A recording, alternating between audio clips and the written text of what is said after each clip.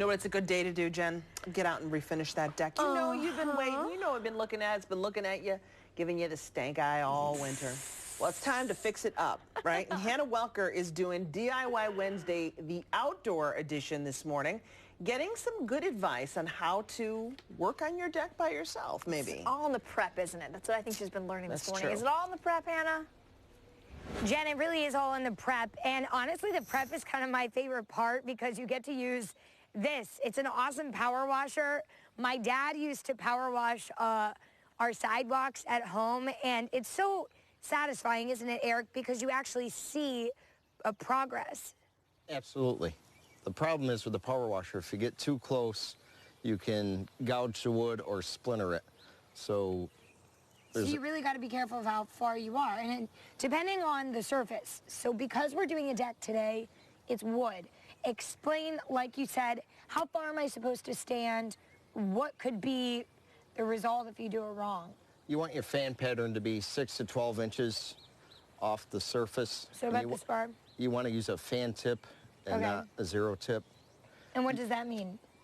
It gives you a fan pattern. Okay. The zero would be a direct shot. Okay. And if you get too close, you will gouge or splinter the wood, which will damage it. And you can end up replacing it or having to sand it and correct it. Now you see decks all over the place. I mean, you replace decks, you repair everything. He's the handyman you need, by the way, everything. But if someone's trying to do it themselves, do you have to fix a lot of people's mistakes?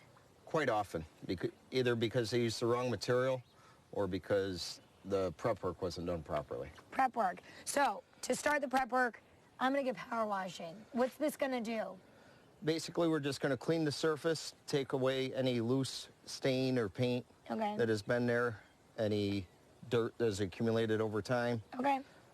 And this will make the stain stick better, or what's the overall purpose? Yep, it'll clean your surface, and then you'll have a nice, perfectly clean surface to stain to. But you want it to dry 2 to 3 days. So in a normal situation, you don't want to power wash and then start staining. Correct. Even a couple hours later. No, 2 or 3 days. And why is that? We're actually injecting the water into the wood, and you want all that water to get back out again. Okay. And the other key thing is don't use hot water. Why is that? It will make the wood swell. Okay. And you won't get the same, it won't come back to normal. Okay. So can we start? Can I try? Absolutely. Okay. Also, another reminder, you don't point this at people. Don't point this at people. All right.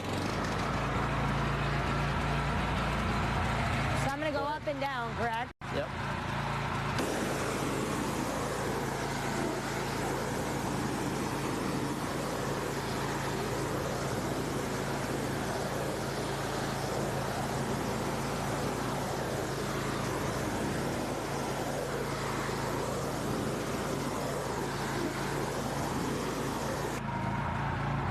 And when I'm doing this, you want to go vertical. Why is that? You want to go with the board, and you want to go the whole length of the board, so that way you don't leave a cut mark because of the pressure from the washer. It actually cut your wood. Okay, so I'm not doing any damage right here? No. Okay.